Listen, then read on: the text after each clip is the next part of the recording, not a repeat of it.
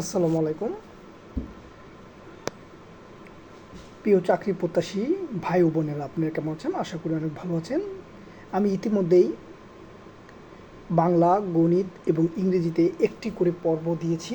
আমি আপনাদেরকে বলি, আমি যে পর্বগুলো দিয়েছি সেই পর্বগুলো থেকে প্রত্যেকটি ক্লাসই আপনাদের জন্য খুবই গুরুত্বপূর্ণ, এবং আমি যে বিষয়টা নিয়ে আলোচনা করেছি যে বিষয়গুলো নিয়ে আলোচনা করেছি সেই বিষয়গুলো থেকে প্রশ্ন আপনি কমন পাবেন ইনশাল্লাহ। ঠিক আছে, আজকে আমি সাধারণ জ্ঞান নিয়ে আলোচনা করব পর্ব 1 নিয়ে। আমি আপনাদেরকে বলি, আমি এইভাবে আপনাদেরকে কমপক্ষে 50টি ভিডিও আপলোড করব 4টি বিষয়ের উপরে, যেখান থেকে আপনারা সর্বনিম্ন 50 নাম্বার পাবেন। হ্যাঁ, এর থেকে বেশি পাবেন, কিন্তু ইনশাল্লাহ 50-এর নিচে পাবেন না। টোটালি 100 নাম্বারের মধ্যে আপনি 50 কমন পাবেন। সেখানে এনটিআরসিএ বলেন, আর বিসিএস বলেন, আর প্রাইমারি শিক্ষক বলেন, যে কোনো চাকরি পরীক্ষায় আপনি এটা কমন পাবেন আশা করা যায় ইনশাল্লাহ। তবে তবে আপনাদেরকে এটা খুবই গুরুত্বপূর্ণ সহকারে দেখতে হবে। একটি নাম্বার আপনারা 50টা ভিডিওতে 50 নাম্বার, এটা অনেক বড় ব্যাপার আমাদের যারা চাকরি প্রত্যাশী আছেন, এবং আমাদের আসলে সকল বিষয় শেষ করা সম্ভব না। আপনারা যদি আমাকে উৎসাহিত করেন, তাহলে আমি কন্টিনিউ ভিডিও আপলোড করে যাব। সো চলুন কথা না বাড়িয়ে আজকের আলোচনা আমরা শুরু করি। সাধারণ জ্ঞানের আজকে আলোচনা করব খুবই গুরুত্বপূর্ণ বিসিএসের প্রশ্নগুলো নিয়ে, যে প্রশ্নগুলো 2 থেকে 3 বার আসছে, ও কমপক্ষে 2 বার এবং 3 বারও আসছে বিসিএস পরীক্ষায়, যে সেই প্রশ্নগুলো নিয়ে আলোচনা করব, এবং সেই প্রশ্নগুলো বিভিন্ন চাকরি পরীক্ষায় 3-এর অধিকবার আসছে। তার মানে আপনি ধরতে পারেন আমি যে প্রশ্নগুলো নিয়ে আলোচনা করছি চাকরি পরীক্ষায় কমপক্ষে 7-8 বার আসছে। ঠিক আছে, চলুন কথা না বাড়িয়ে আমি আজকে আপনাদেরকে সাধারণ জ্ঞানের, দেখেন আমি কিছু প্রশ্ন আগের থেকে নোট করে রেখেছিলাম। দেখেন সেই প্রশ্নগুলো এখানে 31 দিয়ে শুরু হয়েছে। আমি সাধারণ জ্ঞানের যতগুলো প্রশ্ন করব সেই প্রশ্নগুলো নিয়ে সিরিয়াল অনুযায়ী দেবো। তবে এখানে 31 নম্বর থেকে আছে। দেখেন, বাঙালি জাতির প্রধান অংশ কোন মূল জাতিগোষ্ঠীর অন্তর্ভুক্ত? এখানে অস্টিক আপনারা দেখতেছেন, উত্তরও এখানে দেওয়া আছে, এটা অস্টিক হবে।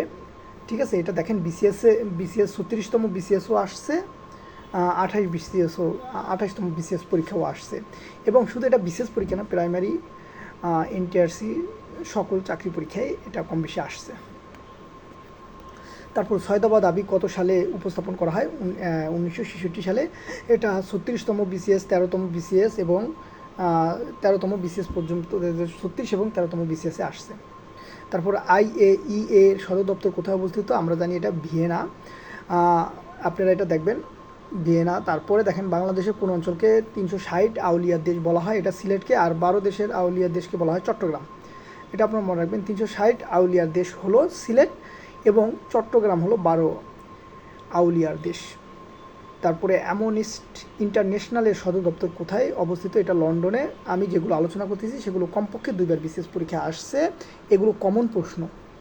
এই প্রশ্নগুলো আপনারা বারবার পাবেন। বাংলাদেশের জাতীয় সংসদের প্রথম নির্বাচন কবে অনুষ্ঠিত হয়? এটা 7ই মার্চ 1973 সালে। ভুল ত্রুটি থাকলে আপনারা কমেন্টে জানিয়ে দেবেন, ভুল হতেই পারে। তারপর বাংলাদেশের জাতীয় পতাকার দৈর্ঘ্য এবং প্রস্থের অনুপাত 10:6 অথবা 5:3। এখানে আপনারা একটু মনে রাখবেন, এটা দুইভাবে আসতে পারে, এটা 5:3 এইভাবেও আসতে পারে, এটা আপনারা মনে রাখবেন।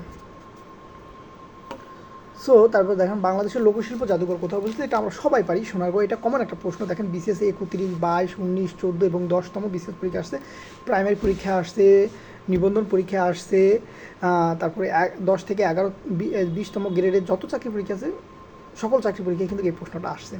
তারপর ঢাকা বিশ্ববিদ্যালয় কত সালে প্রতিষ্ঠিত হয়? এটা 1921 সালে প্রতিষ্ঠিত। এটাও কমন প্রশ্ন, এটাও অনেকবার আসছে। প্রাচীন চন্দ্রদ্বীপের বর্তমান নাম কি? প্রাচীন চন্দ্রদ্বীপের বর্তমান নাম হলো বরিশাল। তারপর বিশ্ব মানবাধিকার দিবস কবে পালিত হয়? 10ই ডিসেম্বর। আমি দিবসের থেকে প্রত্যেক দিবস নিয়ে আলোচনা করব, খুবই গুরুত্বপূর্ণ। এক নাম্বার প্রত্যেক পরীক্ষায় আসে, শুধু দিবস নিয়ে আলোচনা করব একদিন ইনশাল্লাহ, যদি সময় সুযোগ হয়। দিবসের থেকে আসে, তবে এই দিবসটা বিসিএস পরীক্ষা, বিভিন্ন চাকরি পরীক্ষায় 2-এর অধিকবার আসছে। বিশ্ব মানবাধিকার দিবস কবে পালিত হয়? 10ই ডিসেম্বর। বাংলাদেশের ক্ষুদ্রতম ইউনিয়ন পরিষদ কোনটি? এটা সেন্ট মার্টিন। ঠিক আছে। তারপরে মুক্তিযুদ্ধের সময় বাংলাদেশের কয়টি সেক্টরে ভাগ করা হয়েছে? 11টি সেক্টরে ভাগ করা হয়েছে। ঢাকা বাংলাদেশের কবে তবে সবচেয়ে ইম্পর্টেন্ট হলো ঢাকা কোন সেক্টরে অবস্থা ছিল, এটা আপনারা মনে রাখবেন 2 নম্বর সেক্টরে। যাই হোক, ঢাকা সর্বপ্রথম কবে বাংলার রাজধানী স্থাপিত হয়, মানে ঢাকা বাংলাদেশের সর্বপ্রথম নামকরণ করা হয় 1610 সালে। ভারতীয় লোকসভার নির্বাচিত সদস্য সংখ্যা হলো 543, এটা হবে 543, ঠিক আছে, 543টি, ঠিক আছে। আচ্ছা, যাই হোক, তারপরেরটা আমরা দেখি। আমরা একটু ইয়ে করি।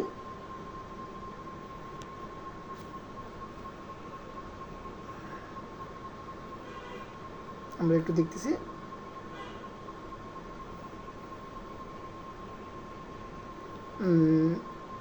আমরা কোন পর্যন্ত আসছি? ভারতীয় নির্বাচিত যে লোকসভার নির্বাচিত সদস্য সংখ্যা কত?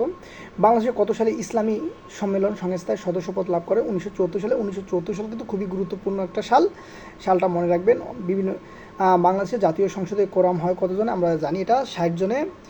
মধ্যপ্রাচ্যে প্রথম কখন তেল অবরোধ করা হয়েছিল? 1973 সালে। যেহেতু এখন একটা যুদ্ধ পরিস্থিতি ভাব রয়েছে মধ্যপ্রাচ্যের সাথে, এটি তেল এখনও অবরুদ্ধ হয়নি, তবে হয়ে যাওয়ার সম্ভাবনা রয়েছে, কিন্তু পূর্বে 1973 সালে এটি পুরো অবরুদ্ধ হয়ে থাকে আর কি।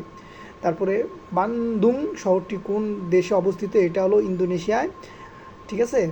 তারপরে বাংলাদেশের জাতীয় পতাকার ডিজাইনার কে? কামরুল হাসান। তারপর বাংলাদেশের সবচেয়ে বেশি বৈদেশিক মুদ্রা অর্জিত হয় কোন খাত থেকে? তৈরি পোশাক থেকে। তবে আমাদের এখন যে বাংলাদেশের সবচেয়ে কর আয় হয় হলো সংযোজন কর, এটা মনে রাখবেন, এটা অনেক ইম্পর্টেন্ট প্রশ্ন। তারপর আপনারা দহগ্রাম ছিটমহল কোন জেলায় অবস্থিত? লালমনিরহাট জেলায়। সার্ক কোন সালে প্রতিষ্ঠিত হয়? 1985 সালে ঢাকায় প্রতিষ্ঠিত হয়। সার্ক কিন্তু ঢাকায় প্রতিষ্ঠিত হয় 1985 সালে। বাংলাদেশে কোনো ব্যক্তির ভোটাধিকার প্রাপ্তির ন্যূনতম বয়স 18 বছর।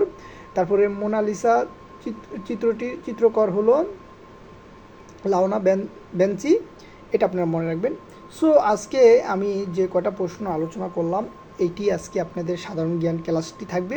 তবে এখান থেকে আপনারা মিনিমাম 1-2টি নাম্বার কমন পাবেনই, রিপিট পাবেনই। বিসিএস বাদে যে সকল চাকরি পরীক্ষা আছে, সকল চাকরি পরীক্ষায় এখান থেকে আপনারা 2-1টি নাম্বার কমন পাবেন। এই গুরুত্বপূর্ণ সাধারণ জ্ঞান নিয়ে আমি আলোচনা করব। এখন শুরু করলাম, পরবর্তীতে এই ধারাবাহিকতা চলবে ইনশাল্লাহ। তাহলে আজ রাখি, আল্লাহ হাফেজ, আসসালামু আলাইকুম ওয়া রাহমাতুল্লাহি ওয়া বারাকাতুহু।